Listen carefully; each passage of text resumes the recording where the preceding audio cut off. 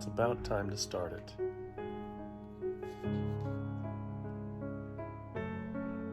The Stand. The Stand by Stephen King. Published in 1978. Later reworked and re-released in 1990. I have read this book. The original edition, I believe I read 2 times, and then I read the reworked, uncut edition, as they say. I read that once. That was years ago upon its first release, when I rushed out and bought the hardcover, and I don't know where that went. It is gone to the winds forever. So I now have this copy, which was sent to me by my dear friend Juan, overplayed by Visions. Thank you, Juan, for this book. Now it's time for me to start reading The Stand. And what the heck? My bear's a little fuzzy over there. That's okay. What the heck? Let's do a reading, one of these reading vlog things. Don't remember who those characters are on the cover. I don't know, we'll see. This copy is 1,141 pages long. Uncut. We know what that means. Please to enjoy my reading vlog of The Stand. The Stand is Stephen King's 5th novel, if you're keeping count. It's his apocalyptic, dark, modern fantasy in which the world's population is nearly decimated by a highly contagious superflu, developed by the U.S. Department of Defense, of course, as a biological weapon, but released accidentally. The scattered survivors of the apocalypse gather into 2 separate groups, each with its own leader, one who's more or less a personification of good and the other personification of evil. The groups are pitted against each other and seemingly destined to encounter one another in a great final stand, as it were. It was my favorite King novel at the time I read it. I read it a couple of times, I think I stated before, when I was a very young teenager.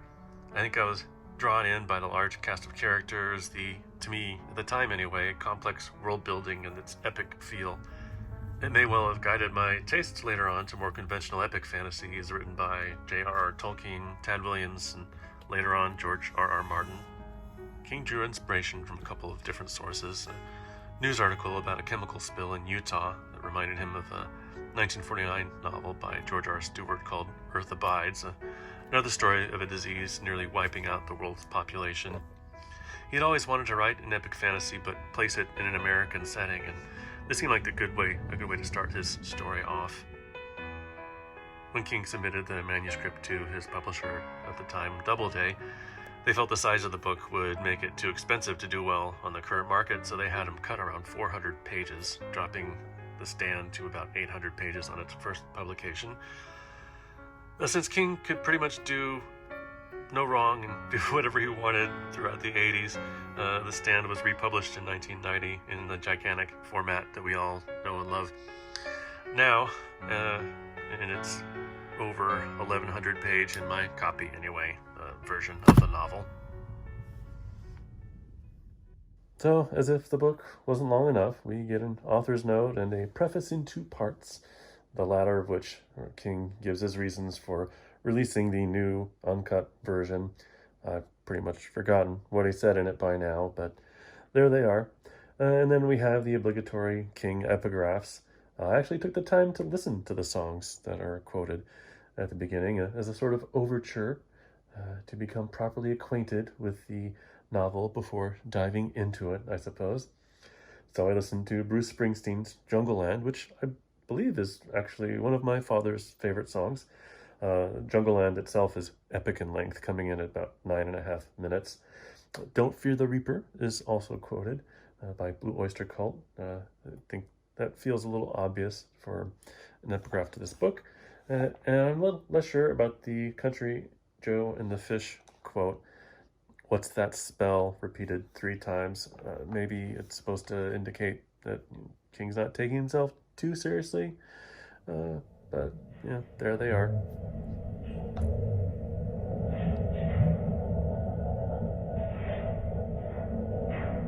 After those epigraphs, we end up with the first portion of the novel that was cut from the original edition. This is the scene in which Charles Campion wakes up his family and takes off from the site of the accident. He's trying to avoid catching the disease, but I think we can all pretty much guess what happens there. After that, we have more epigraphs. King sure does love his epigraphs.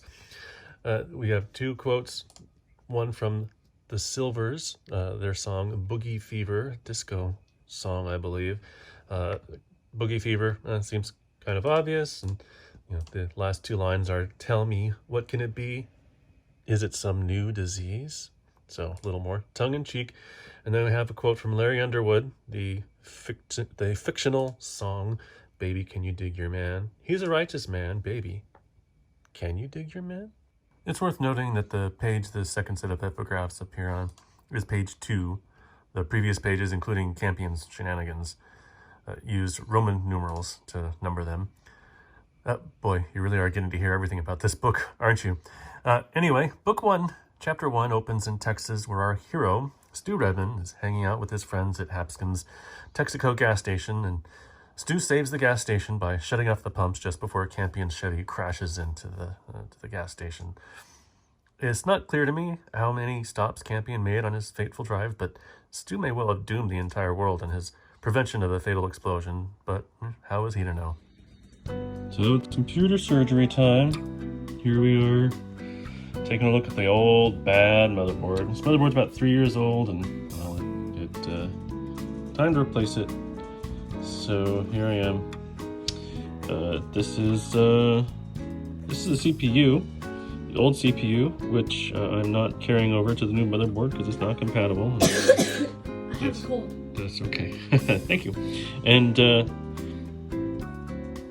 see, it's not compatible with the new motherboard. Getting an older motherboard, there's not many of them available for the type of CPU this is, so I'm just going ahead and replacing the CPU and motherboard. While I'm at it, I'm replacing the RAM. This is the RAM slots. So I took the RAM out, the old RAM. Still can hold on to that for whatever purpose I might need. But this is a computer motherboard. I like to build my computers, particularly because I like to game and I like to have a little more control over the parts that go in.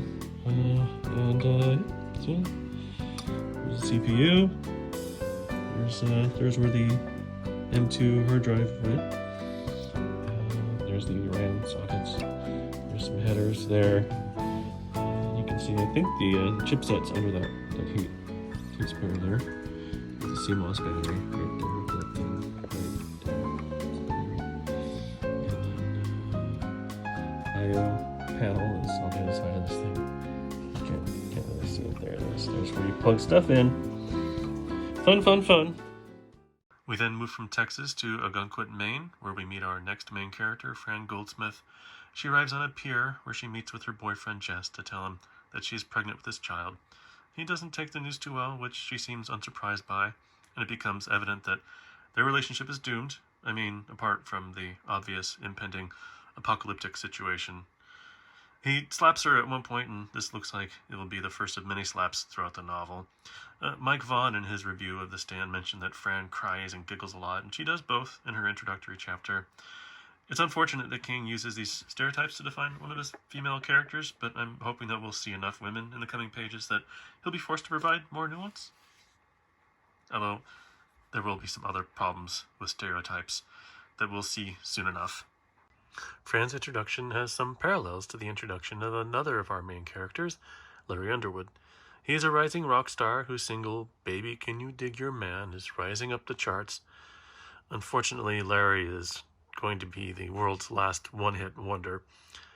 Anyway, although we first meet Larry in New York, where he's come to see his mother, we get an extended flashback to a beach in Southern California, where Larry is the recipient of some bad news, much as Fran is delivering bad news on the opposite coast in Maine. Larry's not pregnant, though, but he has vastly overestimated the amount of cash he has available for the massive rock and roll party he's thrown. He opened up tabs on booze and drugs that his advance from the record company won't cover. One of his session musicians is doing Larry the favor of breaking the news to him, making sure that Larry understands the dangerous amount of money he owes, and warns him of the parasites that are a part of fame. Now Larry has to tell everyone that the party is over, after which point he scurries off to New York, ostensibly to reconnect with his mother, but also to hide from the drug dealer Larry owes money to. Speaking of Larry's mother, there's another parallel with Fran and Larry and their relationships with their mothers, which seem to be a bit dysfunctional. Fran's family lost her brother some years prior, and this has left Fran's mother cruel and a frightening figure in the lives of Fran and her father. Speaking of her father, he is portrayed as a wonderful saint of a man, at least in Fran's eyes. He has nothing but kind, caring words for Fran, even when she tells him of her pregnancy. Mother's reaction, however, is one that they fear. Her father won't side with Fran's mother, but he won't oppose her either, because, in a quote that's very King, there was that acid tongue of hers. When it was out of control, she just might take a notion to cut anyone with it, and think of sorry too late to do the wounded much good. I'm not so sure the image of an overbearing shrew of a wife, in contrast with the saintly, browbeaten husband, sits too well with me, either in its cliché or that cliché's portrayal of women. Larry's mother doesn't fare much better, but her suffering and the scorn she points towards her son are at least of a quieter type. To grab another quote from King here, this time for Larry's mother, "She could bide her time, and she could keep springing small traps on you until your ankles were all bloody and you were ready to start gibbering." On the other hand, it's obvious Larry hasn't been the best of sons over the years, and some of Alice Underwood's frustrations with Larry are justified, so we do feel some sympathy for her, some of which she loses when she casually drops the N-word. So it's about time I bring up some of what has been particularly frustrating with this reread of The Stand.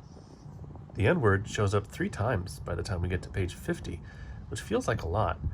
I don't recall it having come up in the other books of his I've read this year. If so, it didn't show up with this much frequency that I noticed anyway. One might be inclined to defend him, that it's just a sign of the times and more a reflection of the characters using it than a reflection of King's values or point of view. I don't really know that it is necessary, and 3 times feels like a lot in so few pages, not to mention some other passages that come a little bit later. One where some Japanese executives in an office building are described as having an unsettling oriental blandness, or when a group of young blacks are described as moving as if somewhere jive played on, jive that only black ears could hear. And that isn't nearly as bad as what's to come, which we'll get to later. Frankly, I'm not sure any of it adds to the characters or the book that would make it defensible. I don't remember these bits from the book on my previous readings years ago, but it was a different time, I suppose, and I am a different person. I'm going to move on from it for now and look forward to that stuff going by the wayside in the latter portions of the book. Although that will mainly be because eventually we'll have almost entirely a cast of white characters, which could be its own problem. Well, with the exception of a significant character who we'll get to later. At least Franny's mother, Carla, doesn't use the N-word that I recall, but she does have a pretty over-the-top melodramatic scene where she goes into hysterics when she learns of Fran's pregnancy. Carla calls her pregnant daughter a bitch and, of course, slaps her. And this leads me to whether or not I'm enjoying The Stand on this go-round, and frankly, I'm not sure that I am. We've got the racist stuff, which is pretty hard to read, and we have these overwrought melodramatic scenes. I don't know, maybe King's got his tongue placed in his cheek for some of these bits, playing them for comedy when I'm figuring he wants to be taken seriously. It's not all bad, though. His prose can be nice to ease back into, and he tends to do well with fleshing out his characters. Though I am at times conscious of his style in a way that I can just see King at his typewriter at times, grinning to himself, thrilled to be in the zone. There's some particularly long paragraphs or long passages where I get that feeling from him. I'm also becoming more aware of the friendly banter his characters engage in, particularly when he seems to like them. He does it well, and it is an enjoyable way to demonstrate a bond between characters, but now that I'm noticing it more, it's starting to feel almost too much like just another King trope. Or maybe I'm just feeling cynical overall after some of the distasteful stuff I've read in the book up to now. Anyway, it seems like it's getting time to wrap this up, so I'm going to fill in some gaps and then sign off. Hopefully get this video done before the new year, but we'll see. The disease continues to spread throughout the land, and we are introduced further to more main characters. We meet General William Starkey, the man who's trying to contain the pandemic as well as cover it up, going so far as to have executed journalists to keep them from revealing the truth of the disease. We learn that Arnett, Texas is under quarantine. Stu Redmond's friends get sick and they are all flown by the military to Atlanta. Stu is isolated at a facility there. He remains healthy while his friends all die off. Meanwhile, one of the initial vectors, being Hap's cousin, State Texas Patrolman Joe Bob, who had stopped at the Texaco station to warn his cousin of the potential quarantine. One of my favorite early chapters is the one that describes the path of infection from Joe Bob to the next person, to the next, and so on. It's the kind of thing King does well, diving into these very minor characters, giving them life, making each one feel unique. It is kind of a scary chapter to read, though, particularly while we're going through a very real pandemic of our own. Well, thank you for watching this first part of my reading vlog of The Stand. I think it's probably time for me to finish this one. I've been enjoying editing this, though, putting together, shooting all of this B-roll. It's been taking me some time to get through it, but it's been a good time putting together, and I look forward to getting the next one out for you. I have read further than this in the book, but I wanted to stop at this point. And we do have a lot more to come. We have some more main characters we have yet to meet. We have Randall Flagg, the main bad guy in Stephen King's world. We still have to meet him. And we do get to witness the world as its population rapidly dwindles due to the effects of Captain Trips. So lots of fun stuff to look forward to. So thank you again for watching my reading vlog of The Stand. And I look forward to doing more of this with you in 2022. I will continue my reading vlog of The Stand by Stephen King. Thank you very much. I'll see you again later.